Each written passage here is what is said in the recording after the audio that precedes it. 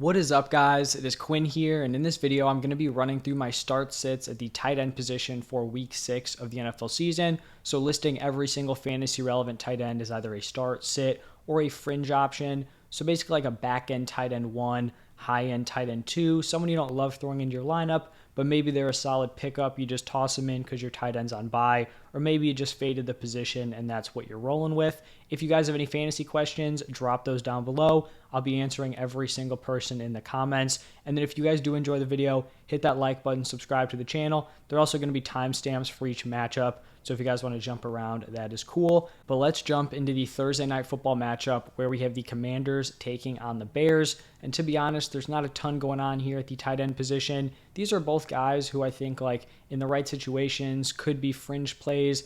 Logan Thomas has been a decent option in years past. Just hasn't happened this year. He missed week 5 with injury, so he's not someone I'm interested in starting. Coming into the season, I thought Cole Kmet could be a startable option.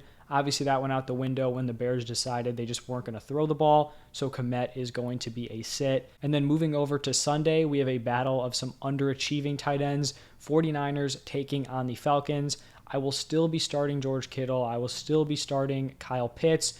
I understand they've definitely underperformed. We honestly don't even know if Kyle Pitts is going to be playing in this game because he did miss week 5. But if these guys are playing, I think they are still startable. You just got to roll with the talent here. The tight end position is very thin, but these players, they may not give you consistency, at least so far this season, but I would not be shocked if Kittle dropped a 100-yard, 1-touchdown day. Same thing with Kyle Pitts. They do possess that ceiling. Consistency is just non-existent at the tight end position. So if you can get those boom weeks, these are the guys who are going to be able to deliver those to you.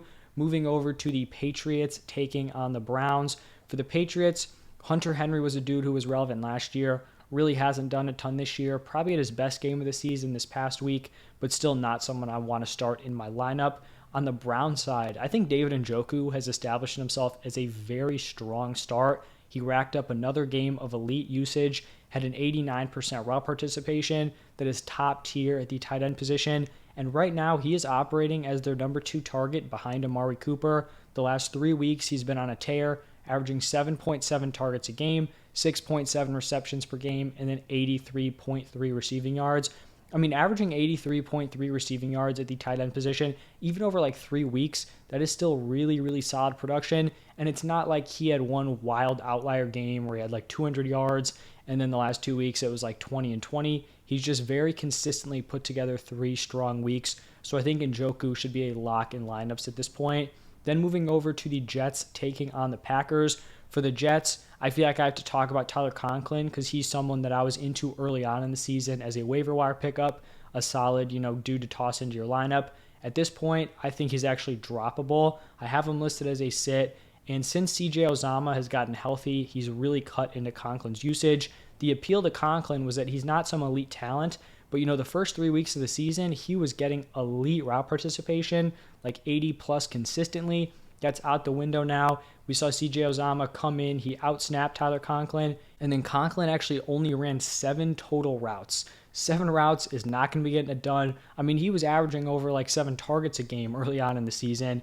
That's only a 29% route participation in week 5. So at this point, totally irrelevant for fantasy. Tough to see, but if you guys had him, time to pivot. On the other side with the Packers, Tanyan's going to be a sit. Just hasn't really put it together so far this season, so he is going to be a sit just like Conklin. Then we have the Jaguars taking on the Colts, and I have Evan Ingram listed as a fringe start here. Basically, his production and usage so far this season has matched that of a fringe top 12 tight end. He's 13th in target share at the tight end position, 14th in route participation, 9th in air yards, air yard share, and ADOT, 10th in receptions, and then 12th in receiving yards. So you can see in all those categories, he's like, fallen somewhere between tight end 9 and tight end 14. He is also coming off of a 10 target game. So maybe you have a tight end on bye, a dude like TJ Hawkinson. Evan Ingram is someone who's probably still on waivers in most normal sized leagues.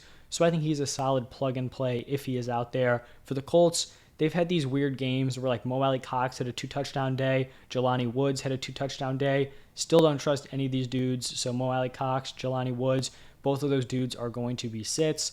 Then we have the Vikings taking on the Dolphins. For the Vikings, I feel like Irv Smith has some potential later on in the season to be a fringe play. during bye weeks. But at this point, he's just, not giving you enough to really want him in your lineup. On the other side with the Dolphins, Gesicki just has not been fantasy relevant so far this season. That, usage shift from last year to this year has really just killed his fantasy value.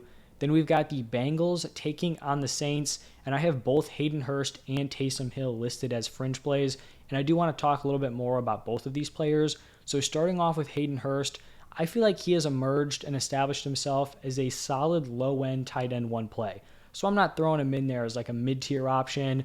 I still think his floor isn't super high, but right now he's sitting at a 76% route participation. He's the tight end 12 in points per game. He's attached to a solid passing attack. Joe Burrow at quarterback. He has touchdown upside in that offense. So that's really all you can be asking for a tight end who may be on waivers or is like a back end option. So I do think he's a solid fringe play. Don't love it, but totally suitable at the tight end slot. And then for Taysom Hill, I feel like some people may be wanting him to be listed as a start. I understand that. He's currently the tight end 3 in points per game off of his 34-point explosion. We basically saw him pull what Hawkinson did last week, where Hawkinson, I think, was like outside the top 10 in points per game and then just skyrockets to tight end 3 overall. We basically saw Hill do that because he is the tight end 3 in points per game. The problem with Taysom Hill for fantasy is that his floor is literally non-existent. Like some of these tight ends, we say, they have a low floor. Like Taysom Hill could literally give you like 0 points. I feel like there's going to be multiple games this season where he's giving you 1, 2, or fewer points because his workload is just so minimal. He obviously has a very high ceiling. We just saw him, account for 4 total touchdowns, but there are going to be games where he gets 2 carries, runs 3 routes, throws 1 pass attempt, and it turns into 8 yards. Like those are going to happen. I think right now he's benefiting from injuries to Winston, Michael Thomas, Olave. We saw Kamara was banged up. The more weapons this offense has that are banged up and out, the more opportunities Taysom Hill is going to get. So maybe if we're looking at this team heading into Sunday and Winston is out again, MT's out, Olave may be out with a concussion, then I think we probably could bump Taysom Hill up to a start. But I don't think we can be expecting, him to be overly involved every single week. He's not going to break a huge run every week. He's not going to get into the end zone every single week. So I do think he could continue to earn more opportunities because clearly he's producing when they are giving him the ball. But I think it's also possible we're seeing games where he's, only getting a few touches and it's going to be tough for him to give you consistent production. So just understand he's a very boom or bust player. So, if you love him after his 34-point performance, you can't just totally throw him away after he gives you a 0.5-point game. So that is why I talked about him as a sell high. But if you want to hold on, chase the ceiling, I get it. Next up, we have the Ravens taking on the Giants. 2 pretty clear calls here. We're obviously starting Mark Andrews and then sitting Daniel Bellinger for the Giants. Then we have the Buccaneers taking on the Steelers. And kind of unfortunate for the Bucs here because even with Gronk out, Brady has still kind of locked in and targeted these tight ends. Like consistently, Brate's gotten involved. Cade Otton was super involved this past week with Brate out. And you can just imagine that if Gronk was in there, he would be giving you really, really strong production. But at this point, none of these dudes are Gronk. So Brate, Otton, both of them are going to be sits. For the Steelers, Pat Freiermuth is coming off of a very down week 5. He's still someone I think we can trust as a start in your lineup. He's not a mid to high end option, but I do think he's a step ahead of like the tight end 12, tight end 11 range of players at this point. Next matchup is between the Panthers and the Rams. For the Panthers, just nothing going on here fantasy-wise at the tight end position. For the Rams, I do want to talk about Tyler Higbee here because I think at this point in the season, Tyler Higbee should be regarded as a high-end tight end 1 on a week-to-week basis. So far, he is averaging 12.4 PPR points per game. You may look at that and think like, it's all right, not super impressive. Typically, that's like a mid-tier tight end 1 finish. He's averaging 12.4 points per game with 0 touchdowns. That is a lot tougher to do. He's currently leading all tight ends in targets. He has a 25.3% target share. That is a crazy target share for even a wide receiver.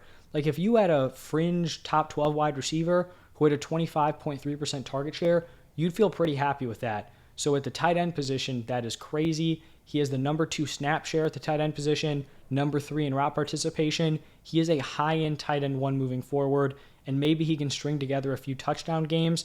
Then his value is just going to go through the roof. Next game is between the Cardinals and the Seahawks. For the Cardinals, we continue to fire up Zach Ertz as a very, very safe option, solid mid-tier tight end one play. Then for the Seahawks, I'm sitting Will Dissly and Noah Fant. Dissly is slotted in for a few touchdowns, but this is a really solid split here between those two. Not interested in either for fantasy. Then in the best matchup of the week, we have the Bills taking on the Chiefs. For the Bills, if Dawson Knox is healthy, he is still someone I'm going to be sitting. Just hasn't come through for fantasy this season. And then for the Chiefs, I obviously will be starting Travis Kelce coming off of a monster 4-touchdown game. He really clutched up for me in one league. I think I was down had to be 20-something points. I had Kelce. My opponent had Waller. Waller gets hurt. Kelce just dominates. Clutched up in a game where I'm pretty sure the percentage thing was coming in 98, 99% that I was going to lose. So obviously you're starting Travis Kelce. On Sunday night, we have the Cowboys taking on the Eagles. So for the Cowboys, I currently have Dalton Schultz listed as a fringe option. I understand if you have Schultz and you're just fed up with him. He's basically done nothing this season. He had a solid week 1, but then in his last 3 games, he has scored a total of 1.8 points. That is wildly bad, but just kind of understanding the context here, playing devil's advocate, he left week 2 with injury, so that's not a full game. He then comes back in week 4. That game he just goose-egged it. He had the usage, he just didn't do anything. Then week 5, I think he had 10 snaps, and then he leaves with an injury. So, 2 of those games, he's not finishing them. One of them, he leaves, very, very early on. So obviously we don't know if he's going to be totally healthy for week 6. I did see a report that they think he's going to be good to go. I'd say if he's healthy and Dak is still out, he's a fringe option. I totally understand if you want to go in a different direction. Maybe you can't trust the health. I get it. I think when Dak comes back, he's going to be a much more reliable option and should probably slot in as a top 10 tight end once Dak is back at quarterback. For the Eagles, you just continue to ride Goddard as a really strong tight end 1 option. And then the final game of the week, Monday Night Football, Broncos taking on the Chargers. Still sitting Alberto. Got a few snaps, played more than he did in week 4, but still not even close to relevant for fantasy. And then for the Chargers, I have Gerald Everett as a fringe. I will say that I'd be more confident, once Keenan Allen or if Keenan Allen is ruled out. I think Everett has benefited from Allen being out of the lineup. Everett is not a tight end who's been given this elite usage. I talked about Tyler Higbee, who has that crazy usage. Right now, Gerald Everett is 22nd in snap share, 15th in route participation, and 19th in target rate. If you told me that, I'd be all right, that's a mid to back end tight end 2. He is currently the tight end 9 in points per game. So he is producing, despite not having insane usage metrics. So I think he's still a fringe option. Like I said, if Keenan is out, I think I'm more confident in Gerald Everett moving forward. He definitely has the touchdown upside on a top offense, so something to monitor throughout the week. But that is every single week 6 matchup. Hit that like button if you enjoyed the video. Comment down below. I posted my quarterback start sit today. Running backs, wide receivers, those were posted yesterday. So go check those out if you haven't seen them already. But as always, thank you for stopping by, and I will see you guys in the next one.